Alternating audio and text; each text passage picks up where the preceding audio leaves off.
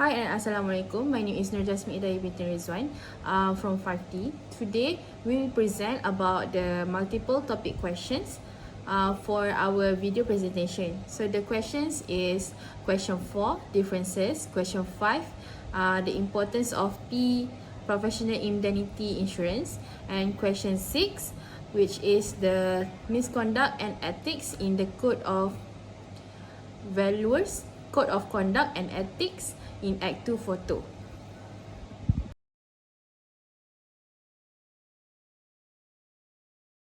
Hi and Assalamualaikum. My name is Jasmine, Nur Jasmine Idai binti Rizwan, and now I will present about the differences of registered valuer and appraiser. So for registered appraiser, the title has been established since 1981, but now has stopped the registration by the board since we now have a registered valuer, which is established since 1981 until now. The sections applicable for registered appraisers are section 19 and 20. Meanwhile, registered valuer is section 19 and 21 of the Act 242. Regarding the scope of work, registered appraisers are restricted to a specific scope of work. Meanwhile, registered valuer have a wide scope of work where they can be a valuer, a property manager, and estate agent. There are some restrictions for both of the jobs, which is registered appraisers and registered valuer. Registered appraisers have limited practice due to a geographical area and value. Meanwhile, registered valuers have no limit to any states and value. So registered value can do valuation in all states in Malaysia, while registered appraiser only can practice at the specific area with specific values, with specific maximum values that they can. Next, I will continue with the differences of probationary valuer and registered valuer. So, sections that are applicable for PV and RV is for PV, section 17A, and for RV, sections applicable are section 19 of the Act 242. Regarding the registration status, a registered valuer has been fully registered. Meanwhile, probationary valuer is not fully registered and have limitations. For scope of practice, registered valuer can practice independently. Meanwhile, probationary valuers have limited practice. The requirement to become PV must have practical experiences with minimum 2 years. Meanwhile, to become our RV, we must complete 4 exams, include TPC. The form of application for PV is Form A1. Meanwhile, for RV, Form A. The processing fee for PV is 50 ringgit, while registered valuer is a bit at the higher side, which is 75 ringgit. The registration fee is 100 for PV, and for RV is 150. So that is all from me. I will pass to the next presenter. Assalamualaikum warahmatullahi wabarakatuh. My name is Nuridina Ain binti Nur Azhar, and I'm going to talk about the difference between real estate negotiators, registered estate agent, and broker. So REN and RA is crucial to the estate industry, offering essential guidance and expertise to buyers and sellers. They help clients navigate complex transactions and achieve their goals, while brokers are considered illegal because they operate without the necessary licenses and are not registered with the regulatory authorities.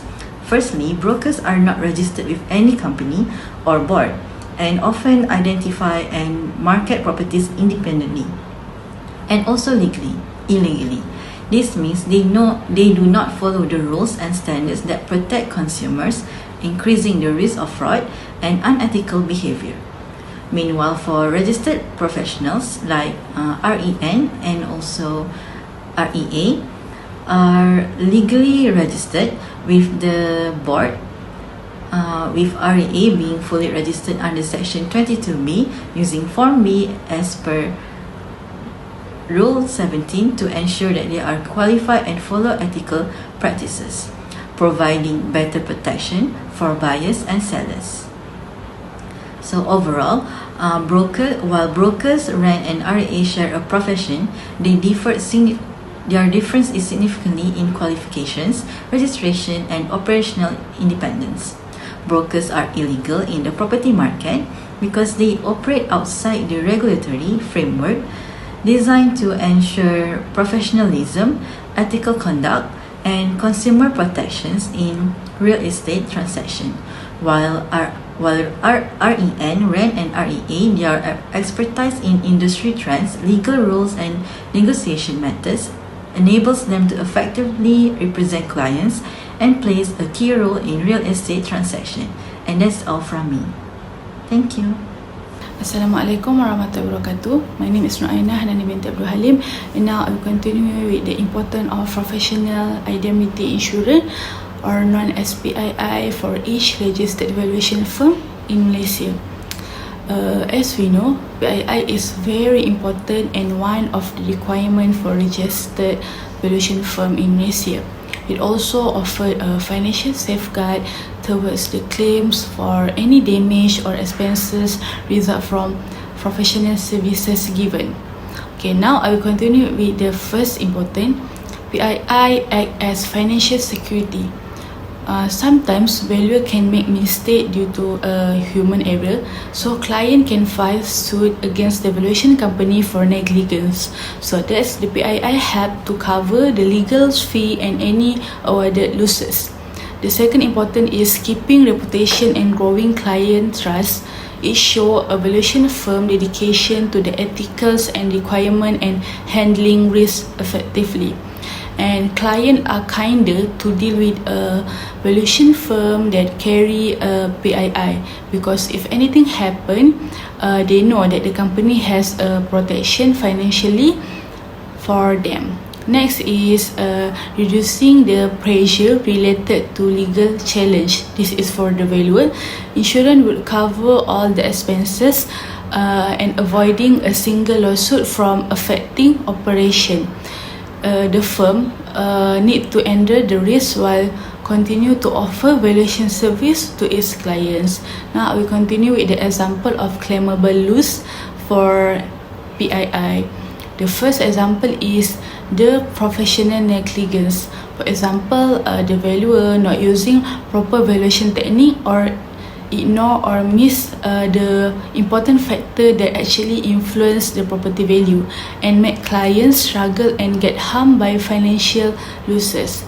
The second is legal liability. This include claim from a third party and breach of contract. For example, the third party is bank, use a incorrect valuation report and suffer losses in money. Then they can submit claim for the valuation firm.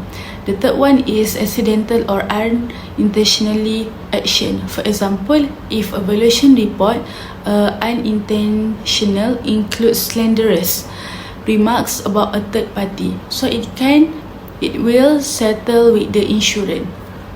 The last one is inaccuracy and mistake. Subject property has been undervalued and then advertised at lower price. Then is the market value. It can trigger a claim for the damages. Okay, in conclusion, professional indemnity insurance serve as a vital for valuation firm in Malaysia. It helps to control the risk related to some professional mistake and liabilities. Additionally, it provides monetary protection and also boosts professional trust and guarantees compliance with regulation. I think that's all from me. Thank you. Assalamualaikum warahmatullahi wabarakatuh. My name is Jasmine and I will continue with question 6 for the multiple topics question. So question 6 is about the types of misconduct and ethics for registered valuers and appraisers as stated in the Act 242. Firstly, we have the registered valuer conducting property valuation while acting as an estate agent. Secondly, we have a declaration of personal interest. Then we have professional fees, we have payment of receipt from more than one sources, and registered valuers or appraisers name use. We will talk about the registered valuer performing or conducting valuation as an estate agent. So according to Rules 61 and 64, if a registered valuer is acting as an estate agent for a property or a client, they are prohibited from later valuing the same property for that client. This also applies to other valuers within the same firm. For example, if a registered valuer is acting as an estate agent for a client's property, she or her client or her colleagues in the same firm cannot perform a valuation on that property for that client. This separation prevents conflict of interest and maintains objectivity in valuations. Next is declaration of personal interest. So basically, Rule 65 from the Code of Conduct and Ethics in Act 242 rules, it emphasizes the importance of transparency. Valuers must disclose any personal interests or business connections that could influence their work. For instance, if a valuer in Klang has an investment property development company near a client's property, they must disclose this to the client as it could affect the valuations for the client. It might affect the valuation for the client. So this ensures the valuation process is fair and unbiased. Moving on to the professional fees, according to Rules 45 of Code of Conduct and Ethics in Act 242, fees should align with the 7th schedule. However, there are some exceptions which allows them to have higher fees as long as they have the board approval and written consent.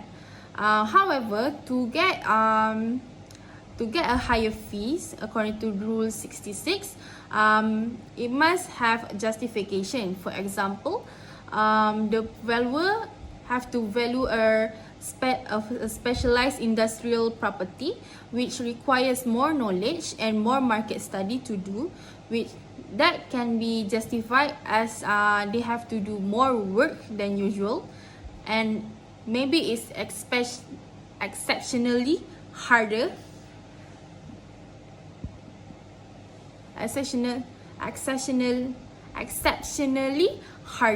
than other valuations that they have done. They can get a written consent and approval from the board to get a higher fees. So the client will have to pay a higher amount than normal valuation works due to the complexity of the valuation.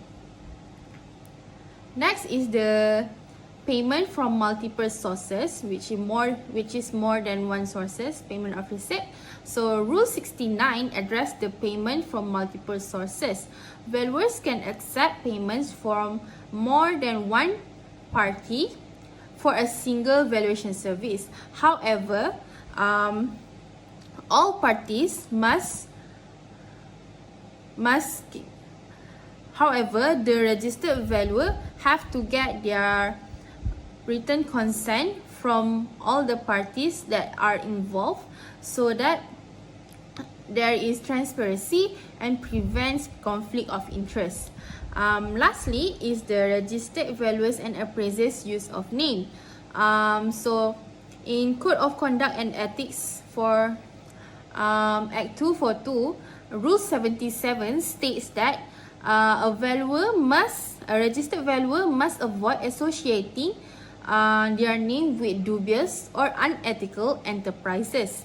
For instance, if a registered valuer discovers that there is the potential client is involved in unethical activities, they should and can decline the